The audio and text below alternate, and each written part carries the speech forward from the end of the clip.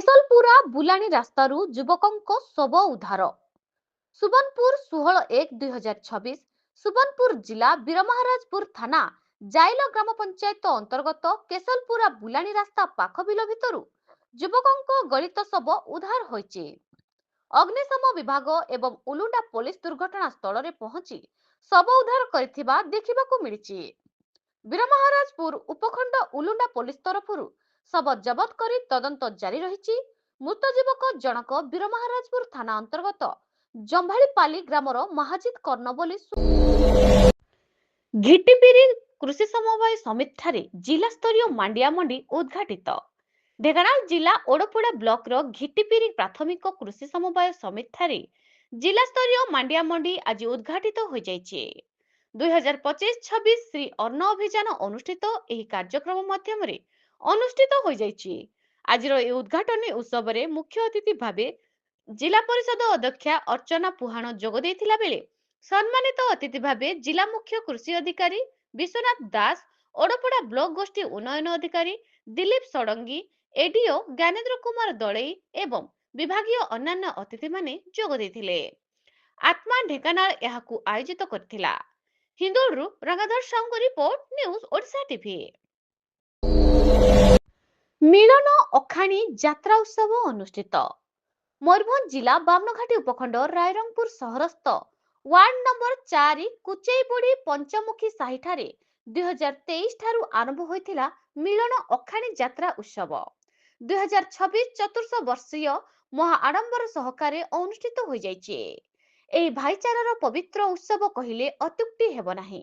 ଏଥିରେ ଛାତ୍ରଛାତ୍ରୀ, ଅବବାହିତ ଓ ବିବାହିତ ନାରୀମାନଙ୍କ ମଧ୍ୟରେ ନାନା ପ୍ରକାରର କ୍ରୀଡ଼ା ଆୟୋଜିତ ହୋଇଥିଲା। ଉକ୍ତ ପ୍ରତିଯୋଗିତା ମଧ୍ୟରେ ଅଙ୍କକଷା, ସାଧାରଣ ଜ୍ଞାନ, ବେଲୁନ ଫୁକା, ଛୁଞ୍ଚି ସୂତା, ମ୍ୟୁଜିକ ଚେୟାର, ସାତ ଖପରି, ଚାମୁଚ ଗୋଲି, ନାଚ, ହାଣ୍ଡିଫଟା ଆଦି ହୋଇଥିଲା। ଏଥିରେ ମୁଖ୍ୟ ଅତିଥି ଭାବେ ରାଇରଙ୍ଗପୁର ମ୍ୟୁନିସିପାଲିଟି ଅଧ୍ୟକ୍ଷ ଅଭିଷେକ ପଟ୍ଟନାୟକ ଯୋଗଦେଇ କୃତି ପ୍ରତିଯୋଗୀମାନଙ୍କୁ ଆକର୍ଷଣୀୟ ପୁରସ୍କାର ଦେଇ ପୁରସ୍କୃତ କରିଥିଲେ। ଏହି ଉତ୍ସବରେ କମିଟିର ସମସ୍ତ ସଦସ୍ୟଗଣ ଗୌରୀଶଙ୍କର ଦତ୍ତ, ବାପି ମହାକୁଡ, ଦୀପୁ ଦତ୍ତ, ଅର୍ଣ୍ଣବର୍ଣ୍ଣ ଦତ୍ତ, ଅଭିନବ ଦତ୍ତ, ଟୁଲୁ ଆଚାର୍ଯ୍ୟ, ଦୀପୁ ବନଛର, ରଥ ମଣ୍ଡଳ, ଆଶିଷ ବେହେରା, ଶିବୁଲ ଆଚାର୍ଯ୍ୟ, ବୁବୁଲ ଆଚାର୍ଯ୍ୟ, ଗୋପାଳ ମହାକୁଡ, ରଜତ ମହାନ୍ତ, ମିଣ୍ଟୁ ମହାନ୍ତ, ରୋହିତ ମହାନ୍ତ, ସୁଷମା ବେହେରା ଓ ଗୁନୁ ମହାନ୍ତ ପରିଚାଳନାରେ ସହଯୋଗ କରିଥିଲେ। ମୟୂରଭଞ୍ଜ ରାଇରଙ୍ଗପୁର ଶ୍ୟାମଳନ୍ଦୁ ପରିଡ଼ାଙ୍କ ରିପୋର୍ଟ, ନ୍ୟୁଜ ଓଡ଼ିଶା ଟିଭି। ସଡ଼କ ସୁରକ୍ଷା ସଚେତନତା ପଦଯାତ୍ରା। ଜାତୀୟ ସଡ଼କ ସୁରକ୍ଷା ମାସ ପାଳନ ଅବସରରେ ଆଜି ପିଏମ୍ ଶ୍ରୀ ସରକାରୀ ଉଚ୍ଚ ବିଦ୍ୟାଳୟ କିଶୋରନଗର ଠାରେ ଏକ ସଚେତନତା ପଦଯାତ୍ରା ଅନୁଷ୍ଠିତ ହୋଇଯାଇଛି।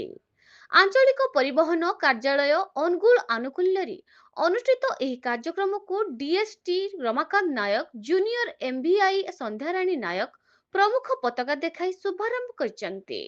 ଏହି ଅବସରରେ ବିଦ୍ୟାଳୟର ବରିଷ୍ଠ ଶିକ୍ଷୟିତ୍ରୀ ସୁପ୍ରଭା ସାହୁଙ୍କ ସଭାପତିତ୍ୱରେ ଅନୁଷ୍ଠିତ ସଭାରେ ଆରଟିଓ କର୍ମଚାରୀ ଗଗନ ପରିଜା ଯୋଗଦେଇ ଏହି କାର୍ଯ୍ୟକ୍ରମର ଉଦ୍ଦେଶ୍ୟ ସମ୍ପର୍କରେ ଆଲୋକପାତ କରିଥିଲେ।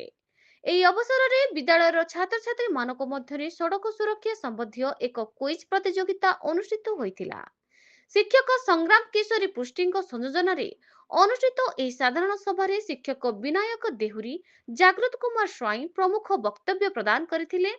ଶିକ୍ଷକ ଭରତ କୁମାର ସେଠୀ ଧନ୍ୟବାଦ ଅର୍ପଣ କରିଥିଲେ। ଏହି ଶୋଭାଯାତ୍ରାରେ ବିଦ୍ୟାଳୟର ସମସ୍ତ ଶିକ୍ଷକ ଓ କର୍ମଚାରୀ ସହଯୋଗ କରିଥିଲେ। ଅନୁଗୁଳ ଜିଲ୍ଲାରୁ ସ୍ୱତନ୍ତ୍ର ପ୍ରତିନିଧି ଗୋବିନ୍ଦ ଚନ୍ଦ୍ର ନାୟକଙ୍କ ରିପୋର୍ଟ, ନ୍ୟୁଜ ଓଡ଼ିଶା ଟିଭି।